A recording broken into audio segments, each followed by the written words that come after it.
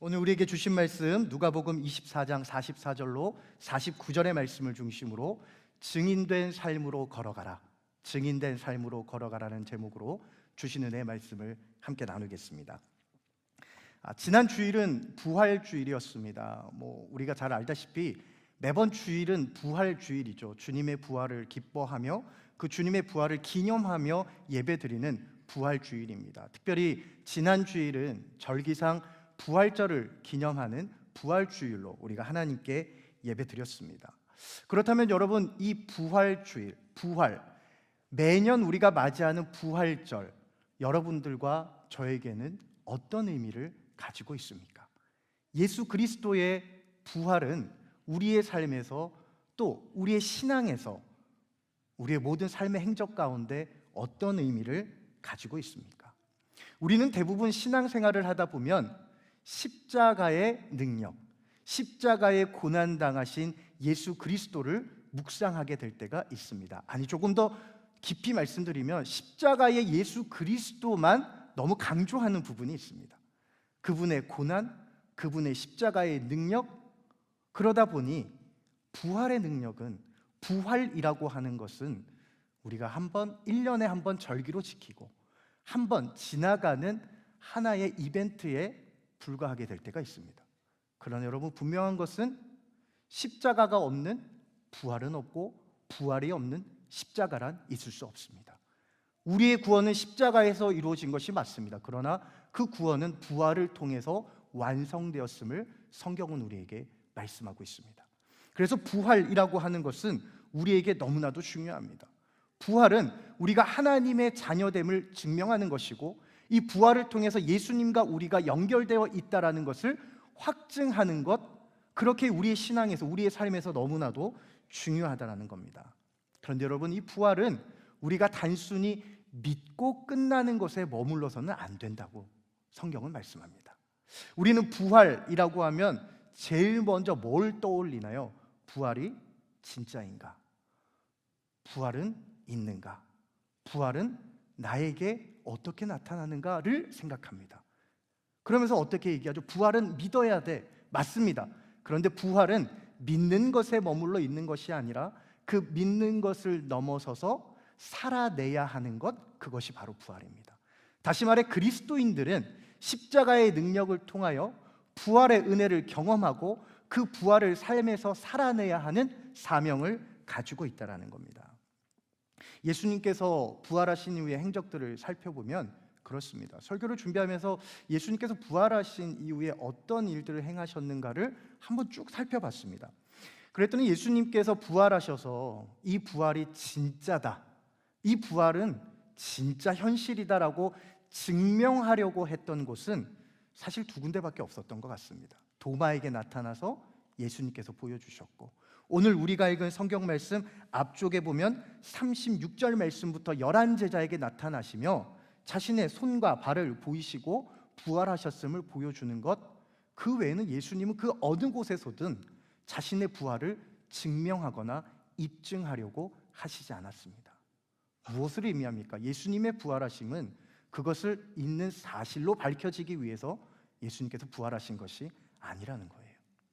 예수님의 부활은 많은 사람들을 만나게 했습니다. 예수님의 부활을 통해서 예수님을 만난 사람들이 많이 변했습니다. 어떻게 해요? 예수님과 그들이 하나됨을 확인시켜 주셨습니다. 예수님이 십자가에 달려 죽으신 후에 모든 것이 끝났다고 했던 사람들에게 예수님은 다시 나타나셔서 그들을 만나주시고, 그들과 예수님이 끊어진 것이 아니라 아직 여전히 앞으로도 영원토록 함께 있음을 보여주시고 확증시켜 주신 것, 그리고 그것을 통해서, 그 만남을 통해서 변화된 사람들의 이야기가 성경에 기록되어 있었습니다. 요한복음 15장 말씀을 보십시오. 예수님께서는 포도나무 비유를 말씀하시며 뭐라고 말씀하셨습니까? 너희가 내 안에 거하고 내 말이 너희 안에 거하면, 그러면 예수님과 그들이 하나 된다라고 말씀하셨습니다. 마찬가지였습니다.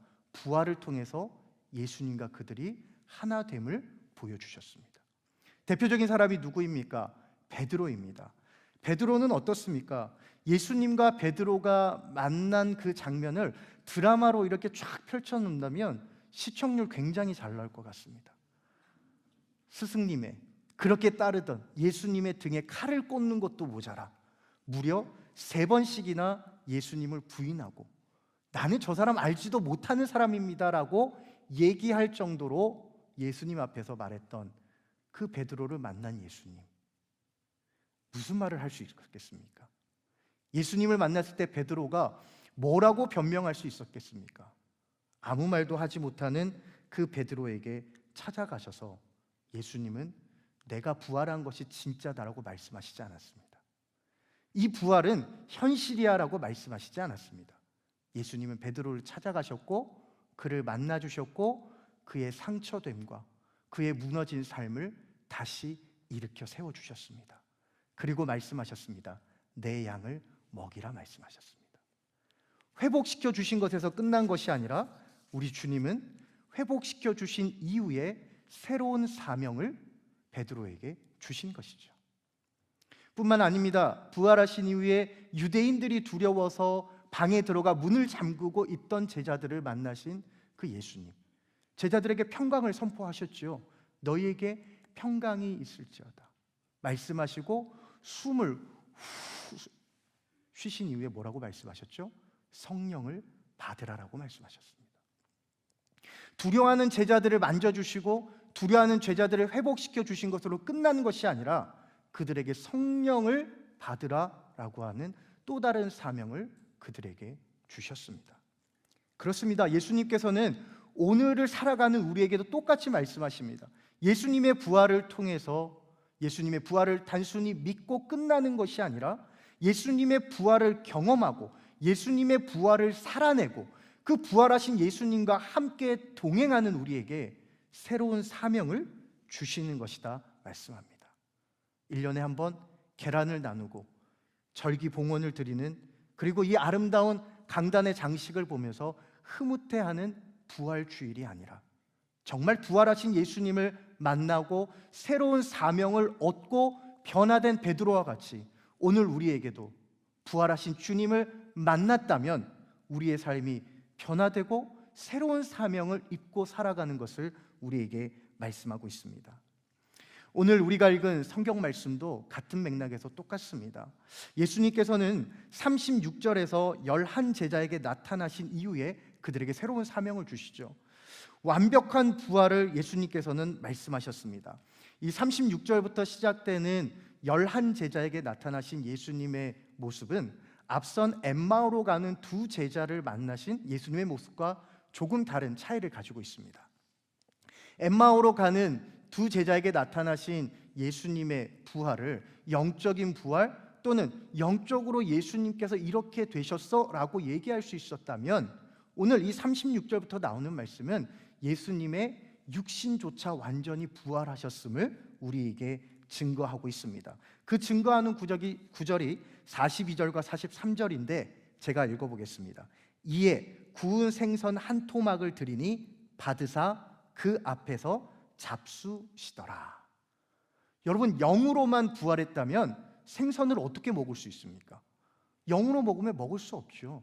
그러나 예수님의 부활은 완전하신 영적인 것과 완전한 육적인 부활이 함께 일어났음을 여기서 말씀하고 있는 겁니다. 그리고 이후에 완벽한 부활을 이루신 주님께서는 48절 말씀에 제자들과 오늘 우리에게 이렇게 말씀하십니다. 너희는 이 모든 일의 증인이니라. 증인. 여러분, 증인은 어떤 사람들을 증인이라고 얘기합니까? 어떤 사실을 증명하거나 어떤 사실을 보증하는 사람들을 증인이다라고 말합니다. 그런데 오늘 성경에서 말하는, 특별히 신약 성경에서 증인이다라고 하는 표현은 단순히 사실을 입증하거나 증명하거나 보증하는 사람을 넘어서서 순교자라고 하는 의미를 함께 포함하고 있습니다. 그러니까 예수님의 부활을 증명하고 입증하는 단순한 그런 역할의 사람들이 아니라 부활을 살아내는 사람들, 예수님과 함께 살아가며 세상 가운데 그분을 증거하는 사람들, 그 사람들을 오늘 성경에서는 증인이다라고 말씀합니다. 다시 말해 부활하신 예수님을 만난 제자들과 저와 여러분은 예수 그리스도의 부활을 살아내는 사람들이요, 그리고 그 부활을 살아내는 삶 가운데 세상에서 주님을 증거하는 사람들이다라고 말씀하고 있는 겁니다. 이제 주신 말씀을 통해서 예수님의 부활을 통해 증인된 삶으로 살아가는 것이 어떤 것인지 함께 살펴보도록 하겠습니다. 첫 번째는 증인된 삶은 약속의 성취를 바라보는 삶입니다. 약속의 성취를 바라보는 삶입니다. 44절 말씀에 이렇게 증거합니다. 또 이르시되 내가 너희와 함께 있을 때에 너희에게 말한 바 곧 모세의 율법과 선지자의 글과 시편의 날을 가리켜 기록된 모든 것이 이루어져야 하리라 한 말이 이것이라 하시고 라고 말씀합니다. 예수님께서 부활하신 것은 갑자기 뚝딱 하고 일어난 것이 아니다라고 말씀하십니다. 이미 구약에서부터 말씀하셨던 바가 이렇게 이루어졌다라고 말씀하는 거죠. 그런데 여러분, 이것은 단순히 말씀이 성취되었구나 라고 하는 것에서 끝나는 것이 아니라 이것은 무엇을 말씀하느냐? 구약시대 때부터 이미 이전부터 일하고 계신 하나님께서 지금 이런 모습으로 그들에게 보이셨다라는 것을 말씀하고 있는 것입니다. 하나님의 일하심은 단절되지 않았다라는 것을 보여주시는 거죠. 누가복음 2장에서도 요셉과 마리아가 모세의 율법에 따라 행한 모든 것에서부터 시작하여 그리고 성령의 역사하심까지 이어지는 모든 성경의 기록들 가운데 하나님께서는 계속해서 일하고 계셨음을 말하고 있는 것입니다. 여러분들에게 한번 질문해 보겠습니다. 여러분들은 하나님이 일하심에는 실수함이 없으시다고 믿으십니까? 믿으십니까? 여러분들은 하나님의 일하심에는 쉼이 없다라는 것을 믿으십니까? 여러분들은 우리의 삶 가운데 하나님의 개입하심이 하나도 없는 것, 하나님의 손길이 미치지 않는 곳은 한 곳도 없다라는 것을 믿으십니까? 그런데 왜 두려워하십니까? 저도 그렇고요. 우리는 알고 있으면서도 두려워합니다. 알고 있으면서도 고개를 갸우뚱하죠. 유대인들과 제자들도 그랬습니다. 예수님께서 십자가에 달려 죽으셨을 때에 어떻게 했을까요? 다 끝났다. 이제 다 끝났구나. 우리가 그렇게 믿고 따랐던 그 예수께서 십자가에 달려 가장 무기력하게, 가장 비참하게 죽으셨구나. 이제 다 끝났구나. 우리가 기다리던 메시아는 어디에 있는가? 자신의 온 삶을 다 바쳐 죽기까지 내가 따르리라 말했던 제자들도 실망하며 자신의 삶의 자리로 돌아갔습니다. 그리고 무기력한 하루하루를 보내고 있었습니다. 하지만 중요한 것은 그들이 푸념하고 실망하고 낙심하던 순간에도 하나님께서는 쉬지 않으시고 그들을 위하여 일하고 계셨다라는 겁니다. 하나님의 부재를 경험했던 제자들의 삶 가운데 하나님의 손길이 멈췄던 시간은 단 1분 1초, 0.001초도 없었다라는 거예요. 제자들은 잊고 있었습니다. 주님이 함께 하시겠다라는 것을, 내가 다시 부활해서 너희들과 만나겠다라고 하는 그 주님의 약속들, 나는 항상 너희들과 함께 있겠다라는 그 약속을 제자들은 잊어버렸습니다. 왜 그럴까요? 자신의 삶의 무게가 너무 무거웠기 때문에 그렇습니다. 자기를 둘러싸고 있는 수많은 문제들이 주님의 말씀을 기억해내고 그 말씀대로 살아내려고 하는 그들의 모든 삶의 발목을 잡고 있었기 때문에, 그 마음문을 다 닫게 만들었기 때문에 그들은 두려워하며 무기력한 가운데 이제 다 끝났구나 푸념하며 자신들의 삶의 자리로 돌아갔습니다. 그런데 여러분, 신기한 일이 일어납니다. 45절 말씀에 이렇게 기록하죠. 이에 그들의 마음을 열어 성경을 깨닫게 하시고 라고 하셨습니다. 무기력한 삶을 살던 그들에게 갑자기 성경을 깨닫게 하셨대요. 마음문을 열게 하셨대요. 누가 그렇게 하셨습니까? 예수님께서 그렇게 하셨습니다. 제자들이 특별히 뭔가를 했나요? 제자들이 기도를 하고 있었습니까? 제자들이 성경 공부를 하고 있었습니까? 제자들이 부흥회를 하고 있었습니까? 아무것도 하지 않았습니다. 제자들은 그냥 무기력하게 그냥 하루하루의 삶을 버텨내고 있었습니다. 그런데 주님께서 그들에게 오셔서 그들의 마음을 열어주시고 성경을 깨닫게 하셨다라고 말씀합니다. 저는 이 말씀이 오늘을 살아가는 우리 그리스도인들에게 너무나도 중요하다고 생각합니다. 성경을 깨닫게 되는 것, 하나님의 마음을 깨닫게 되는 것은 우리의 의지와 우리의 노력에 달려있지 않았다는 겁니다. 우리는 내가 더 많이 기도하면 하나님이 그 정성을 보시고 더 빨리 응답해 주시고, 우리가 성경을 더 많이 읽고 내가 성경을 더 많이 알면 하나님의 마음을 더 잘 깨달을 거라고 생각하며 살아갑니다. 그러나 그렇지 않습니다. 하나님의 때에 하나님의 방법으로 우리의 마음을 열어주시고 우리로 하여금 하나님의 말씀을 깨닫게 하신다. 성경은 오늘 기록하고 있습니다. 그러면 우리는 무엇을 해야 됩니까? 그냥 제자들처럼 멍 때리면서 아무것도 하지 말아야 됩니까? 아닙니다. 주님 곁에 바짝 붙어 있어야 됩니다. 떨어지지 않고 주님과 바짝 붙어 있어야 됩니다. 내가 특별히 할 수 있는 게 없습니까? 내가 특별히 노력했는데 잘 되지 않습니까? 우리의 의지로 되지 않는 겁니다. 우리가 해야 할 것은 주님 곁에 붙어 있기만 하면 되는 겁니다. 주님 곁에 붙어 있기만 하면 주님께서 주님의 때에 주님의 방법으로 우리의 마음을 열어주시고 성경을 깨닫게 하신다 말씀합니다. 주님 곁에 붙어 있을 때 우리가 무엇을 붙잡습니까? 하나님께서 우리에게 주신 약속의 말씀을 붙잡습니다. 내가 너희를 홀로 두지 아니하리라. 내가 너희를 고아와 같이 두지 아니라 내가 영원토록 너희와 함께 하리라라고 하신 그 주님의 말씀을 붙잡고 살아갈 때 하나님께서는 우리에게 힘을 주시고 능력을 주시고 특별히 증인의 삶을 살아갈 때 외롭지 않도록 우리를 붙잡아 주시겠다 말씀하는 것입니다. 복음을 증거하는 증인의 삶을 살아가는 것은 쉽지가 않습니다.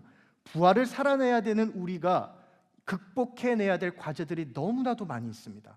하지만 잘 알고 있습니다. 우리의 힘과 능력으로는 되지 않는다는 것을, 우리의 의지로도 되지 않는다라는 것을 너무나도 잘 알고 있습니다. 그러므로 우리는 하나님의 은혜를 갈망하며 하나님의 은혜를 사모하며 약속의 말씀을 붙잡고 나가야 될 줄로 믿습니다. 좌로나 우로나 치우치지 아니하고 늘 우리와 함께 하시는 하나님 곁에 붙어 약속의 말씀을 붙잡고 나아갈 때 그 약속을 성취하는 하나님께서 예수 그리스도의 부활의 능력을 우리의 삶에 보여줄 것이요, 우리는 그 부활의 능력을 힘입어 증인의 삶을 살아가게 될 줄로 믿습니다. 두 번째 증인된 삶은 나의 상식을 뛰어넘는 것입니다. 나의 상식을 뛰어넘는 삶입니다. 46절에서 47절 말씀에 이렇게 고백합니다. 예수님께서 고난을 받으시고 3일 만에 죽은 자 가운데서 살아나시고 그 이름으로 죄사함을 받게 하는 회개가 예루살렘에서부터 시작하여 모든 족속에게 전파될 것이다 라고 말씀하죠.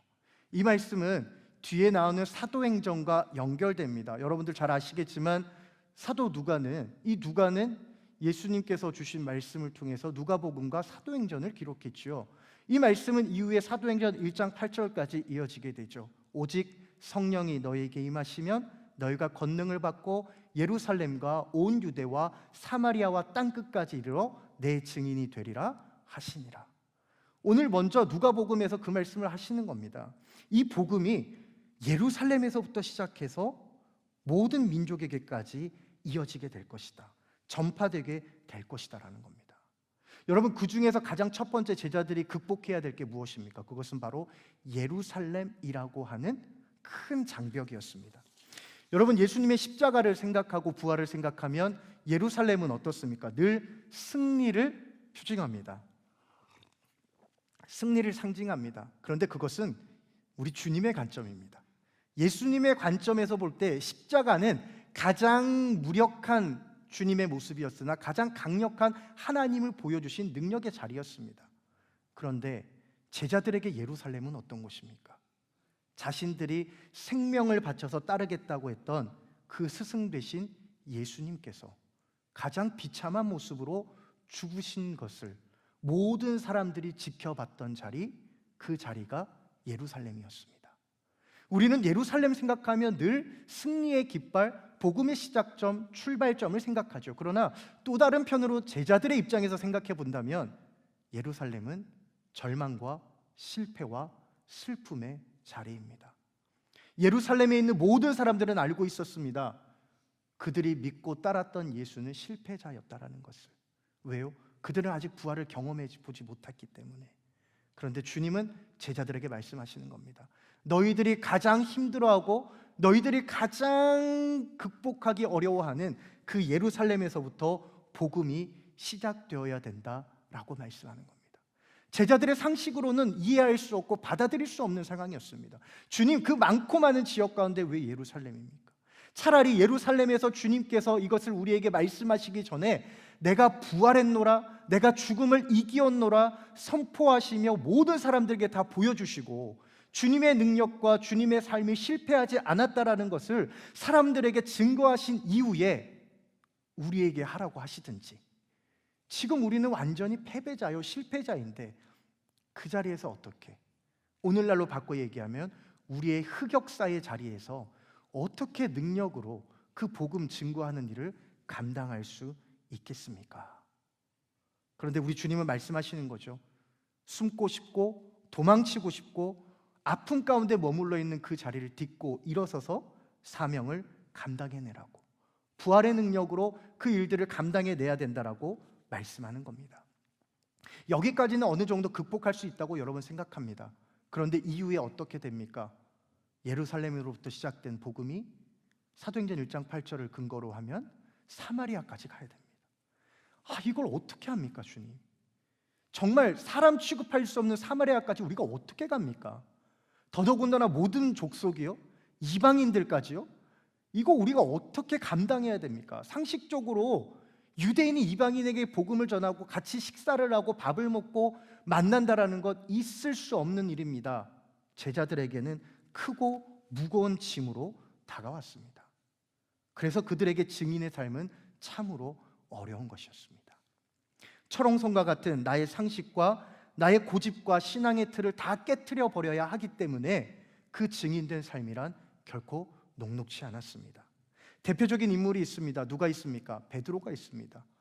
베드로는 사도행전 10장 말씀에 어떤 말씀이 있죠? 하나님께서 베드로가 제6시에 기도할 때에 하늘로부터 보자기가 3번이나 내려왔다 올라갑니다. 그 안에 뭐가 담겨 있습니까? 온갖 부정한 음식들이 다 들어있죠. 그 부정한 음식들의 근거는 레위기 11장에 정결한 음식과 부정한 음식을 기준으로 나눠진 음식들이었습니다. 그런데 하늘로부터 음성이 들려왔습니다. 괜찮아, 먹어. 하나님이 말씀하셨습니다. 그런데 베드로는 뭐라고 얘기했습니까? 이 못 먹습니다. 부정한 음식이라서 못 먹습니다. 여러분, 부정함과 정함을 하나님이 말씀하셨어요. 그런데 그것을 말씀하신 하나님께서, 부정한 것과 정한 것의 기준을 정하신 하나님께서 이거 괜찮다라고 하셨음에도 불구하고 베드로는 이미 화석과도 같이 딱딱하게 굳어져 버린 자신의 신앙의 틀 때문에, 자기가 가지고 있던 신앙의 상식과 자신의 편견 때문에 하나님이 직접 말씀해 주셨음에도 불구하고 그 말씀을 듣지 않았습니다. 굳어진 나의 상식과 고집이 얼마나 위험한지를 잘 우리에게 보여주고 있습니다. 부활의 증인으로 살아가는 우리는 베드로와 같이 살지 않기를 간절히 바랍니다.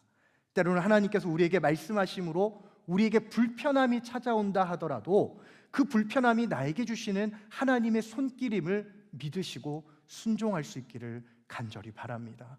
증인의 삶으로 살아갈 때에 어렵고 힘들 때가 있을 것입니다. 때로는 내 상식으로는 이것까지 해야 됩니까? 하나님, 이렇게까지 해야 됩니까? 이렇게까지 해야 하나님의 나라가 이루어진다고요? 하나님, 그게 맞습니까? 라고 하는 생각이 들 때에도 그 생각을 내려놓으십시오.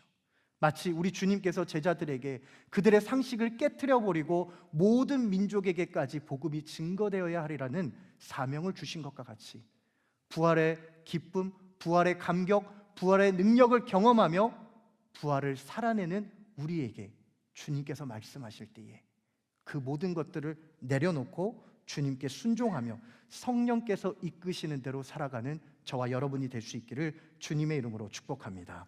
마지막 세 번째는 증인의 삶을 살아갈 때 성령의 능력으로 살아가야 됩니다. 증인의 삶을 살아갈 때 마지막은 성령의 능력으로 살아가야 하는 겁니다. 49절 말씀입니다. 볼지어다 내가 내 아버지께서 약속하신 것을 너희에게 보내리니 너희는 위로부터 능력으로 입혀질 때까지 이 성에 머물라 하시니라 라고 말씀합니다. 그렇죠. 위로부터 오는 능력이 무엇입니까? 성령을 얘기하는 거죠. 예수님께서는 끊임없이 말씀하셨습니다. 내가 가고 난 이후에 아버지께서 약속하신 성령을 너희에게 보내시겠다 말씀하셨습니다.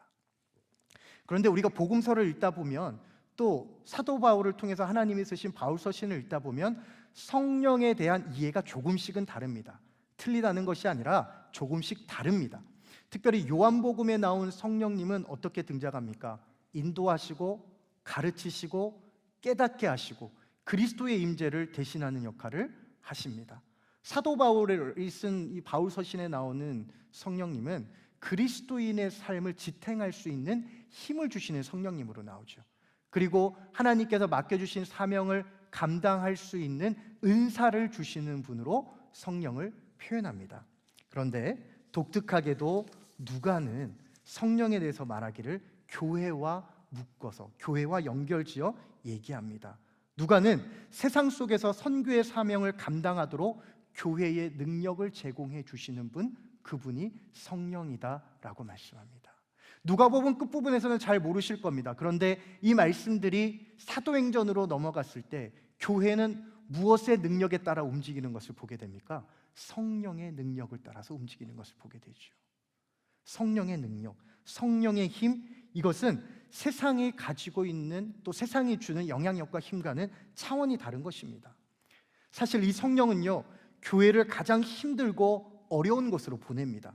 무슨 말이냐면 일반적으로는 하고 싶어 하지 않은 일들, 사람들이 관심을 갖지 않은 곳으로 교회가 가도록 성령이 이끄신다라는 겁니다. 성령이 교회가 일할 수 있도록 힘을 주시고 능력을 주신다라는 것은 누구도 가지 않으려고 하는 곳에 교회가 가서 주님의 말씀을 증거할 수 있도록 이끄신다라는 거예요. 그래야 예루살렘을 넘어서 온 유대를 넘어서 사마리아를 넘어서 땅끝까지 갈 수 있지 않겠습니까? 세상 가운데 선교의 사명을 감당하도록 제공하시는 분, 그분이 성령이다, 누가복음은 말씀합니다. 그런데 이 성령의 능력이 입혀질 것을 성경이 말씀하고 있는데, 여기서 말하는 능력은 헬라어로 디나미스라고 얘기합니다. 잘 아실 겁니다. 디나미스, 다이나마이트의 원어가 되는 거죠. 어근이 됩니다. 이 디나미스는 그냥 힘이 아니라 폭발적인 힘을 얘기합니다. 사람이 감당할 수 없는, 제어할 수 없는 힘과 능력을 얘기하는 겁니다. 여러분, 대표적으로 사도 바울이 그것을 경험했습니다. 사도 바울은 하나님께서 주신 은혜를 입고 복음을 증거하기 위해서 어디에 가서 복음을 전하려고 했습니까? 사도행전 16장 말씀에 보면 아시아에 가서 성령의 이끌림에 따라 하나님 주신 마음으로 복음을 증거하려 했습니다.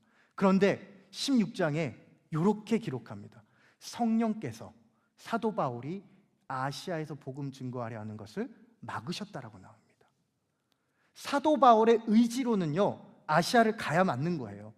사도 바울이 준비하고 끊임없이 갈고 닦았던 그 모든 의지적인 요소로는 가야 맞는 거예요. 그런데 사도 바울이 얼마나 간절했겠습니까? 아시아로 가기 위해서. 그런데 그것조차 누구를 넘어서지 못했어요? 성령을 넘어서지 못했습니다. 성령이 주시는 능력은 사람이 제어할 수 있는 게 아니라는 거예요. 사람이 의지대로 그것을 이끌어갈 수 없다라는 것을 얘기하는 겁니다. 우리가 증인의 삶을 살아가며 얻게 되는 능력은 자신들이 원하는 메시아의 모습이 나타나길 바랬던 유대인들과 제자들이 생각했던 그 능력과는 차원이 다른 것입니다. 제자들은 사실 무엇을 바랬나요? 예수님께서 살아계실 때 그들은 기대했습니다. 무엇을요? 모든 것을 다 물리치고 자신들을 자유롭게 해주고 해방시켜주고 자신들을 높은 자리에 앉혀줄 수 있는 메시아를 기다렸습니다. 유대인들도 그랬고요. 그런데 그것은 결국 어떤 것입니까? 실상은 힘이 있는 것 같아 보이나 그것은 결국 또 다른 분쟁과 또 다른 아픔과 갈등을 만들어내는 것입니다. 그러나 성령께서 주시는 능력은 그런 것과는 다릅니다. 성령께서 주시는 능력은 죽음까지도 두려워하지 않는 섬김의 능력입니다. 섬김의 능력. 사람들이 만들어 놓은 고정관념과 편견과 모든 장벽을 뛰어넘는 능력이 바로 성령의 능력입니다. 섬김의 능력은 쉴 새 없이 우리 안에서 솟아나오는 모든 욕정과 탐욕과 욕심과 이생의 자랑들을 누를 수 있고 끊어버릴 수 있게 하는 것입니다. 그 섬김의 능력, 섬김의 은혜는 바로 내가 사랑할 수 없는 사람을 사랑하게 만듭니다. 내 의지로는 사랑할 수 없는 사람을 사랑하게 만듭니다. 내 마음으로는 도저히 손을 잡아줄 수 없는 사람에게 끊임없이 손을 잡아주라고 성령은 우리에게 말씀하십니다. 너 그러면 안 돼. 너 그러면 안 돼. 아우 싫은데요? 그래도 그러면 안 돼. 잡아줘야 돼. 용서해야 돼. 사랑해야 돼. 라고 말씀하게 한다는 겁니다.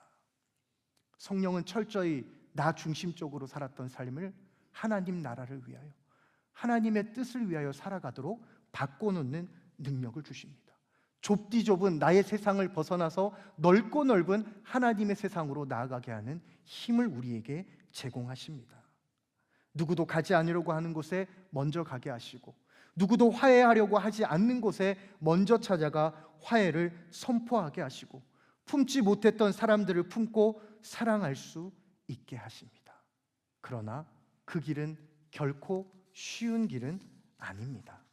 우리의 힘과 의지로 할 수 없습니다. 그렇기 때문에 성령의 능력이 우리에게 더딥혀질 때 우리가 주님과 함께 그 길을 걸어갈 수 있게 되는 것입니다. 초대교회 교인들도 처음부터 이방인들을 위해 나아갈 수 없었습니다. 그들도 예수 그리스도를 믿고 부활을 경험하고 부활을 살아내는 사람들이었으나 처음부터 이방인들을 향해 나아가지 못했습니다. 그러나 그들이 하나님의 때에, 하나님의 성령을 사모하며 기다릴 때에 하나님의 성령이 그들을 덮어주시고 성령의 능력이 그들 가운데 임하게 되었을 때 그들은 주님 주신 능력으로 이방인들을 품으며 사랑하며 구원의 잔치 가운데 그들을 초청할 수 있게 되었습니다. 저는 오늘 이 시간 말씀을 정리하며 저와 여러분에게 도전하며 확신 가운데 나가고 싶습니다. 우리의 힘과 능력으로 되지 않습니다. 증인의 삶 쉽지 않습니다. 어렵습니다. 그래서 순교자의 길이라고 말합니다. 하지만 우리는 포기할 수 없습니다. 어렵고 힘들어도 우리는 그만둘 수 없습니다. 왜냐하면 하나님이 우리로 하여금 하게 하실 수 있게 하기 때문입니다. 나는 할 수 없으나 나로 하여금 하게 하시는, 나로 하여금 할 수 있게 하시는 능력이 있기에 오늘도 저와 여러분은 증인의 길로 걸어갈 수 있게 되는 것입니다. 이번 한 주간 주신 말씀을 붙잡으시고 하나님 주신 능력 가운데 증인의 삶을 살아가는 저와 여러분이 될 수 있기를 주님의 이름으로 축복합니다. 함께 찬양하며 나아가겠습니다. 오늘 이 찬양할 때 찬양의 가사를 잘 묵상하며 가슴에 새기며 함께 찬양했으면 좋겠습니다. 우리의 삶에 가장 복된 것, 내가 가장 잘한 것은 예수님 믿고 그 복음 증거 사역에 쓰임 받는 것입니다. 세상 다른 것이 아니라 우리가 주님을 섬기는 것에 후회가 없음을 고백하며 끝까지 증인의 길을 걸어가는 저와 여러분이 될 수 있기를 간절히 소망합니다.